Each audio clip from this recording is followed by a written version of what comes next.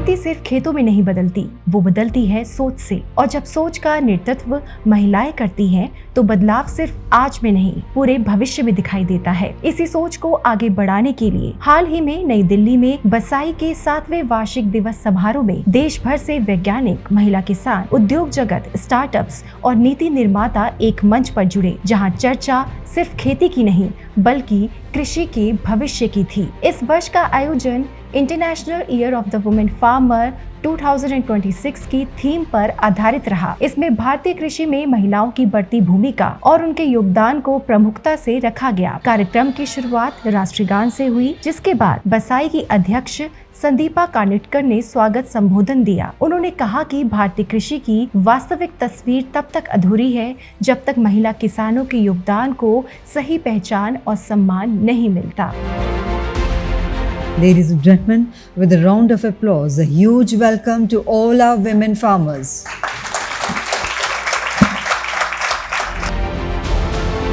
Right now, the farmer is facing many challenges with respect to declining soil yields, with respect to the unpredictable markets, unpredictable weather, to top it all, climate change, water scarcity. All these things are talked about, but then very little time is given for talking about the solutions which are there, which can be used to tackle all these kinds of things. Because the farmer is facing a lot of adversities on all fronts, and it is the job of Basai and Basai companies to try and solve some, if not all of his problems with respect to reducing the residues in food or improving the fertilizer use efficiency when it comes to the shortages of fertilizer. We see long queues of fertilizer, farmers queuing at the fertilizer shop. So how can Basai and the Basai technologies, they can help the farmer? That is what is important. All in all, the agri-biological market right now is around 3 to 3,500 crores, and it's growing very fast. So we believe that if women have an opportunity in this space, because India has a thriving biotech system, so there is no dearth of manpower, there is no dearth of the technology which is here. So agri-biologicals can definitely take a lead in this space. इस मौके पर guest of honour रहे कृषि एवं किसान कल्याण मंत्रालय के कृषि आयुक्त डॉक्टर प्रवीण कुमार सिंह ने कृषि में महिलाओं की बढ़ती भूमिका और उन्हें आधुनिक तकनीक से जोड़ने की जरूरत पर अपने विचार साझा किए। आज यहाँ से सभी महिलाओं को ये लेके जाना चाहिए कि हमको जो है, हमारे पास वो तेवर है कि हम खेती में आगे बढ़ेंगे, और हमारी तकनीक की जहाँ ज़रूरत है वहाँ पे हम लोग भारत सरकार से लेकर सभी संस्थान आपकी सहायता के लिए खड़े हैं। और तब जब ये हो जाएगा तो हमें नहीं लगता कि प्रतिभा जो है आपकी वो अपने आप और ज़्यादा इफ़ेक्टिव तरीके से बाहर आएगी। और ऐसा कोई क्षेत्र खेती का नहीं है, चाहे मधुमक्खी पालन हो, चाहे डेयरी हो, ये मत्स्य पालन हो, कोऑपरेटिव हो, स्वयं सहायता समूह की बात हो, एफपीओ की बात हो, हर जगह इस समय महिला किसान जो हैं बढ़ चढ़ कर हिस्सा ले रही हैं। हमारी 3 करोड़ लखपति दीदी हों या फिर आपके द्रोण दीदी हों, तमाम कहीं पे भी कमी नहीं है। आप कोई कोशिश करिए, आपको वहाँ पे महिलाओं का सब जगह मिल जाता है कि हाँ, यह महिलाएं यहाँ पे आगे बढ़कर काम कर रही हैं। तो सशक्त किसान, सुपोषित समाज और संपन्न भारत की बात होती है कि हमारा किसान सशक्त हो। तो अगर किसान सशक्त है तो उसमें आधे से ज़्यादा महिलाएं हैं, तो उनको भी सशक्त करना ही है। और सुपोषित समाज, सबका न्यूट्रिशन हो, और उससे जो संपन्नता आएगी वो पूरे भारत को संपन्न बनाने के लिए कारगर होगी। इस मंच पर टी स्टेन्स की whole time director Lakshmi Narayanan और अगवय एलएलपी में पार्टनर वी रामचंद्र कौंडिन्या ने भी अपने विचार रखे। उन्होंने समावेशी विकास और टिकाऊ खेती को कृषि के भविष्य की मजबूत नींव बताया। As a woman leading a business in a sector that has traditionally been male dominated, I have learned that leadership is not about authority. It is about responsibility. It is about having the courage to take decisions. It is the courage and the resilience to overcome challenges, and the commitment to create value for all our stakeholders. As we look to the future, I remain optimistic. By combining science, innovation, and sustainability, we can build an agricultural ecosystem that nourishes people while preserving our planet for future generations. There is a huge export push by the government for agricultural produce. Currently around $55 billion exports we do, and the government wants to increase it to $100 billion. We all know that export cannot go up unless we make safer agricultural output, which is fit for consumption in the global markets. I think that is a huge opportunity for biologicals. I am very happy to see your theme of SHE, which has sustainability, health and economy. We cannot achieve the type of progress we want in biologicals unless we invest heavily in research. And I am very happy that some of the research-based companies are here. And I am also very happy that most of them are led by women. And it also shows that women who have done research, who are scientists, and coming into business as entrepreneurs is a huge thing that is happening in biologicals. मुख्य अतिथि राष्ट्रीय महिला आयोग की अध्यक्ष विजया किशोर राहटकर ने अपने संबोधन में कृषि में महिलाओं की बढ़ती भूमिका को देश की खाद्य सुरक्षा और ग्रामीण अर्थव्यवस्था की मजबूती से जोड़ा। आज मैं ये समझती हूँ कि आज का ये जो पल है, ये पल ऐसा है कि भारत की उस नारी शक्ति को नमन करने का एक बहुत अच्छा अवसर है, जो हमारे खेतों में, हमारे गांवों में, हमारी फूड सिक्योरिटी में और हमारे देश की डेवलपमेंटल जर्नी में प्रतिदिन अपना योगदान दे रही है।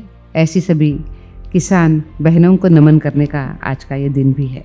आज की सच्चाई भी ये है कि दुनिया भर में करोड़ों महिला किसान अनेक स्ट्रक्चरल बैरियर्स का भी सामना कर रही है।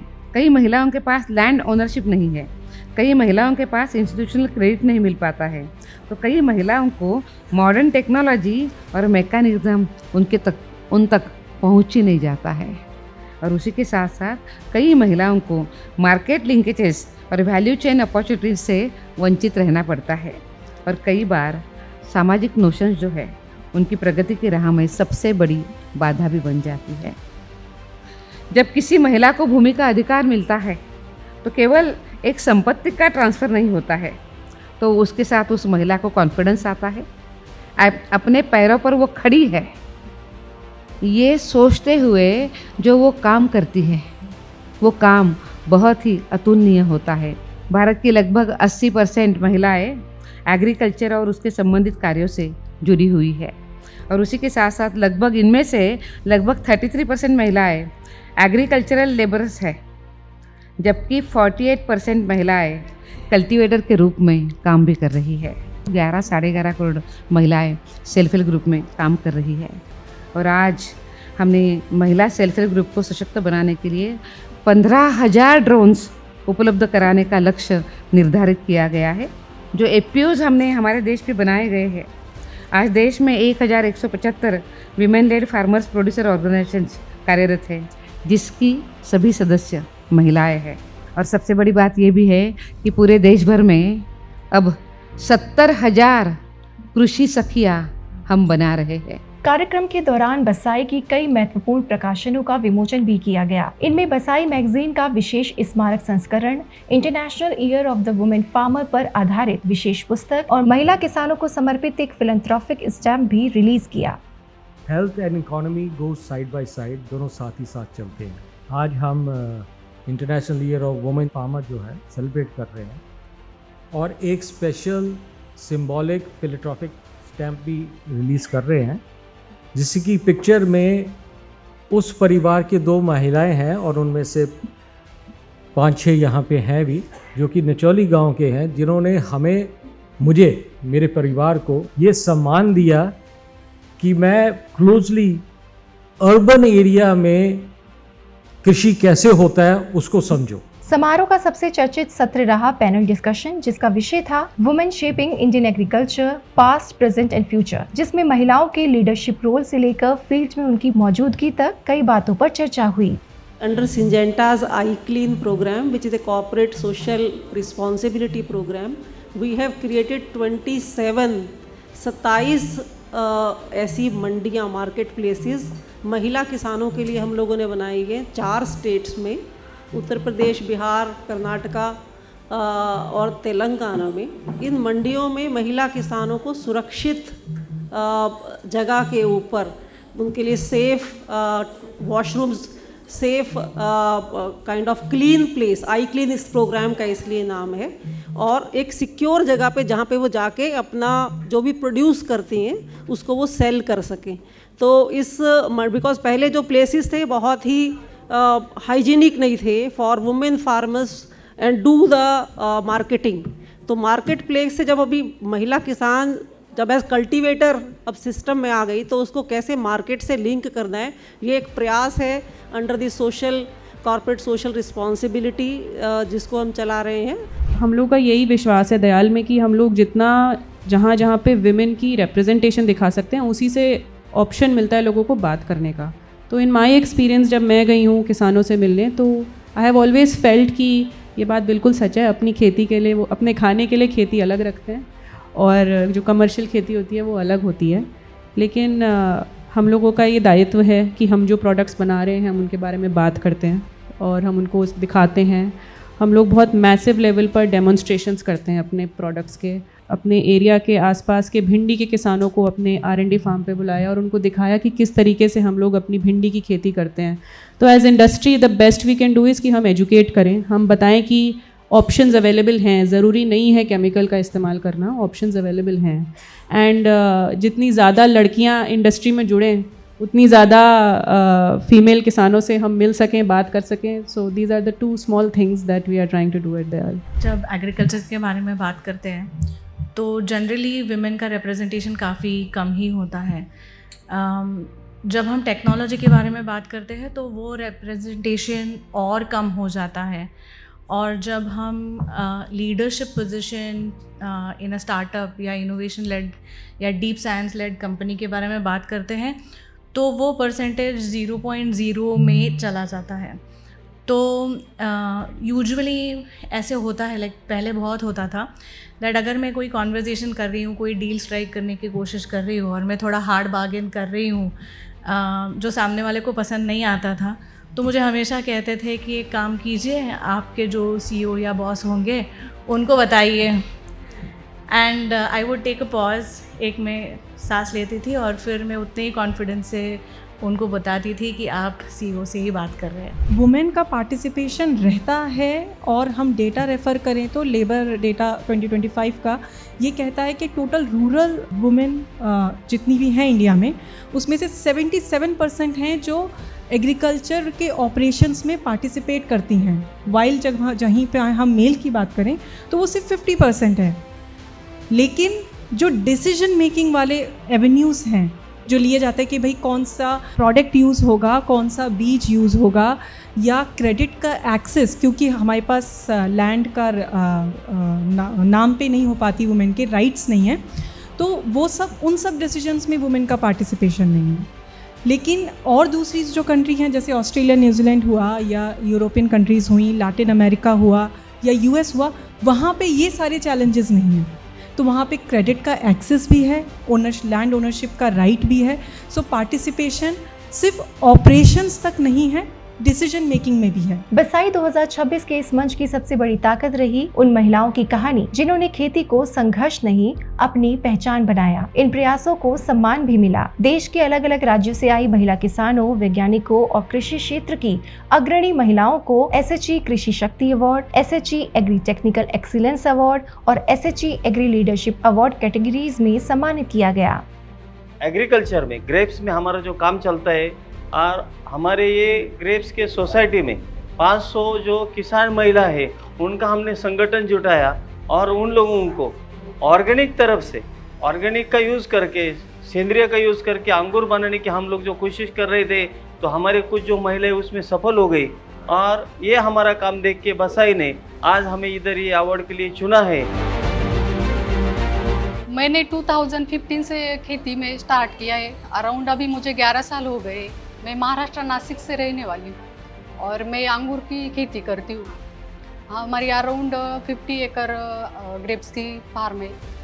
उसमें से हम हर साल 50 to 20 टन एक्सपोर्ट करते हैं। हम 25 एकड़ द्राक्ष रंजन का मार्केट करते हैं।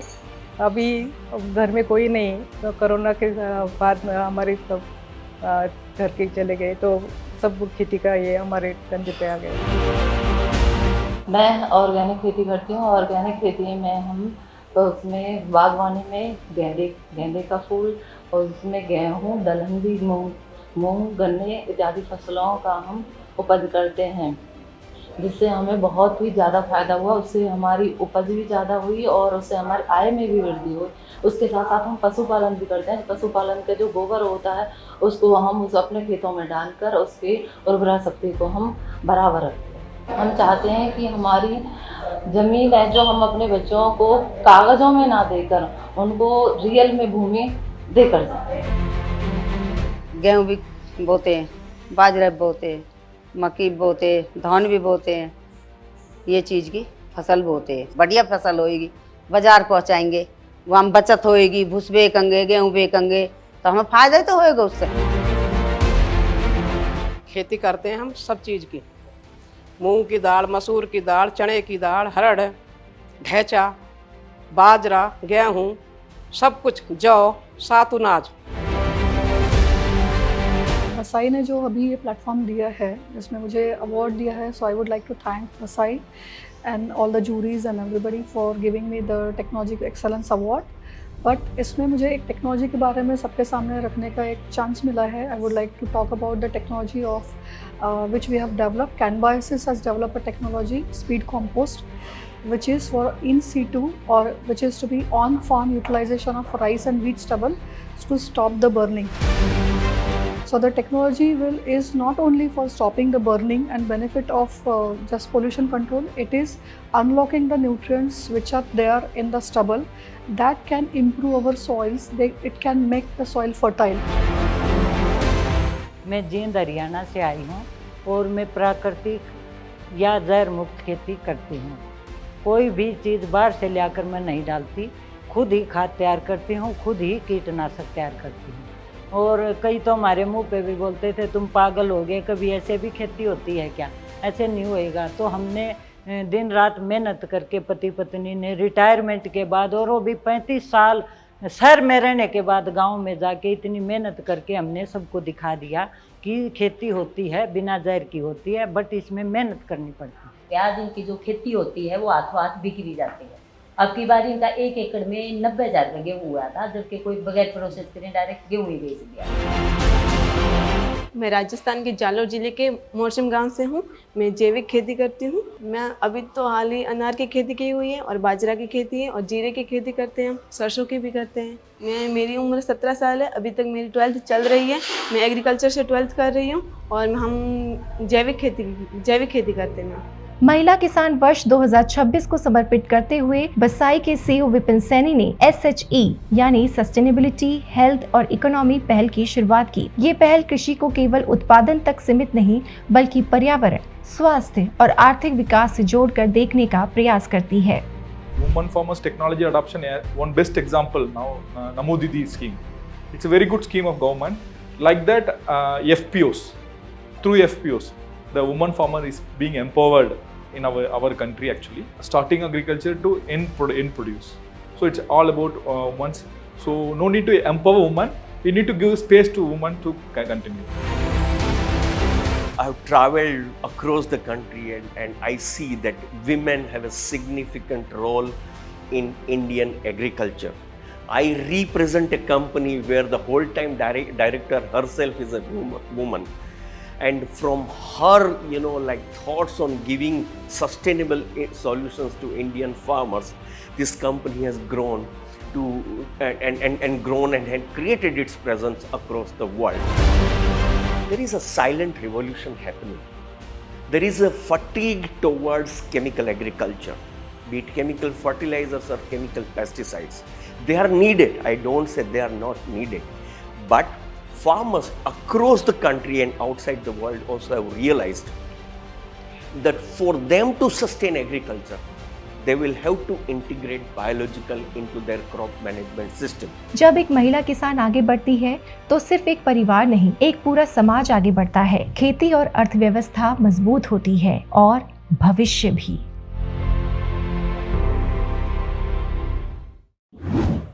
किसान ऑफ इंडिया के YouTube चैनल को सब्सक्राइब करने के लिए नीचे दिया हुआ सब्सक्राइब बटन दबाएं और किसान ऑफ इंडिया से जुड़े सभी अपडेट्स को पाने के लिए बेल आइकन दबाना ना भूलें।